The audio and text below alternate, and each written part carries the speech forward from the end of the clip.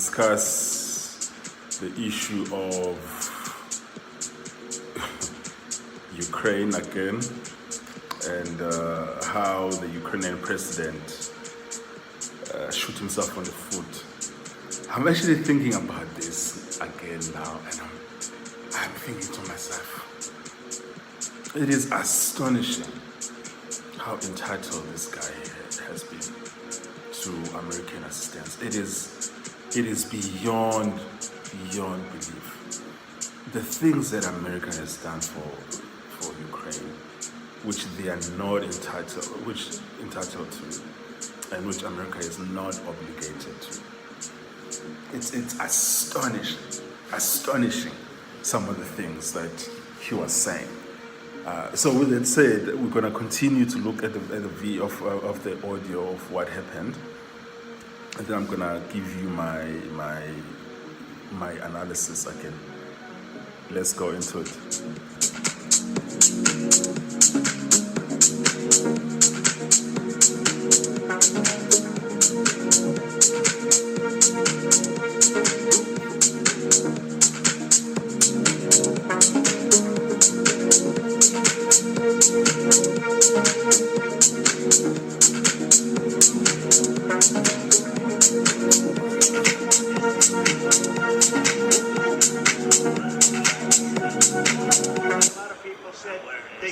Have you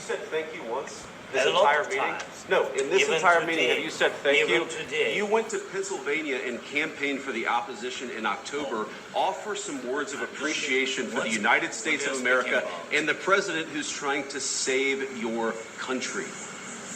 Please, you think that if you will speak very loudly about the war, you He's can... not speaking loudly. He's not speaking loudly. Your country is in big trouble. Can I Wait a answer? minute. No. Can You've I done a answer? lot of talking. Your country is in big trouble. I know. You're not winning. I know. You're not winning this. You have a damn We- good chance of we coming are out staying, okay because of Mr. us. President. Folks, what is wrong with this guy? What is wrong with this guy? Is this the speaking of someone who is desperate for someone's help? If you were desperate for someone's help and millions of your people were dying, would you speak like this to people who are giving you money, hundreds of billions of dollars, without any conditions attached to it? Are these the words and the actions of someone who is desperate and who needs help? You know, there was a comment by a former Russian president today that said that Zelensky was insolent in the Trump meeting. And I agree with that statement. He was very insolent. I'm failing. My brain is failing to compute this level of defiance, insolence, argumentativeness. That you must hear my point. These are your benefactors. What do you mean, bro? These are your benefactors. And I've seen a lot of commentary saying that, no, J.D. Vance was aggressive. Even if J.D. Vance was aggressive, the United States of America is the one that is paying these people money that they are not owed. Charity. And you treat them like this. Does this make sense to you guys? Let's continue. We are staying in our country, staying strong from the very beginning of the war. We've been alone, and we are thankful. I said thanks. You haven't been alone. That's the point I raised in a prior video, that he said from the beginning of the war they were alone, which is very offensive. Very, very offensive. And saying it to your biggest contributor ever since the war began. Saying that since the beginning of the war, you've been all alone. And Trump obviously responds to it. This cabinet, You and haven't not been only alone. in this cabinet. We gave you, through I this said stupid thank president, $350 billion. You voted We gave for you your military equipment. You and you voted men for are your brave, president. but they had to use our military. What about if, West if people? you didn't You have our invited military me. equipment, You invited if me you to didn't speak. have our military equipment, this war would have been over in 2 weeks. In 3 okay? days, I heard it from Putin. In 3 days. This is something Maybe new. less. In 2 weeks. Of course, yes. It's going to be a very hard thing to do business like this, I tell you. Say thank you. I said a lot of times thank you to American people. Except that there are disagreements, and let's go litigate those disagreements rather than trying to fight it out in the American media when you're wrong. We know that you're wrong. But you see, I think it's good for the American people to see what's going on I out there. understand, sir. Folks, I have to ask this question, that in your own personal life, if you were assisting a cousin who had been unemployed for a number of years, and you sit down with them, you look at their results, high school diploma, matric, GED, and you say, listen,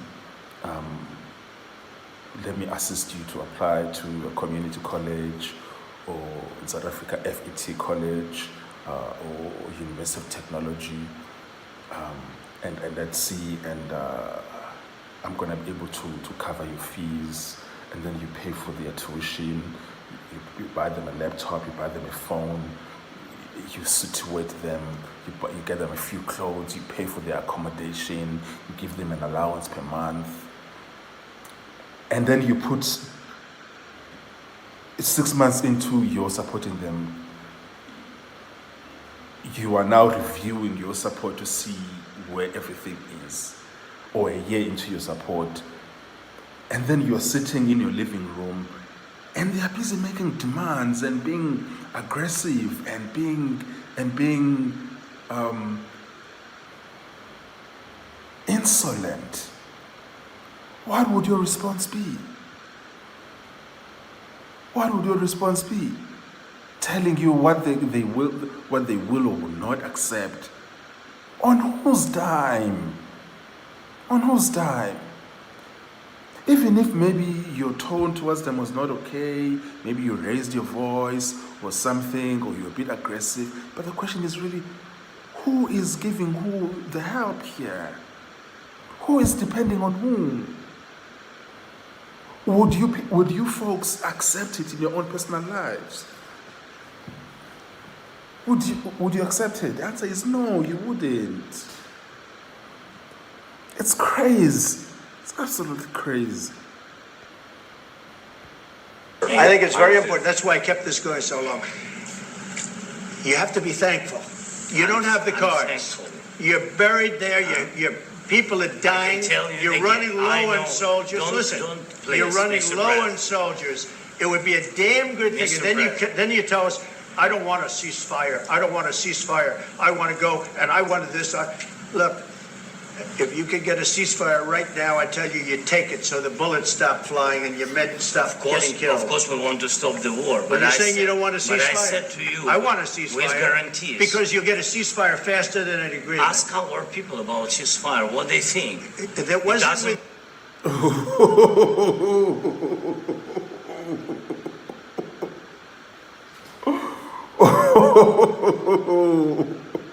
My goodness. Why is he continuing to argue? Dude, why are you arguing? Why are you doing this?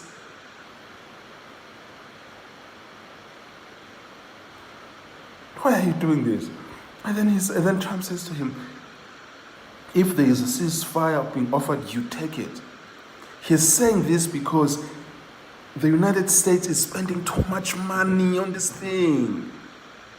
And then Zelensky says to him, ask my people what they think about a ceasefire.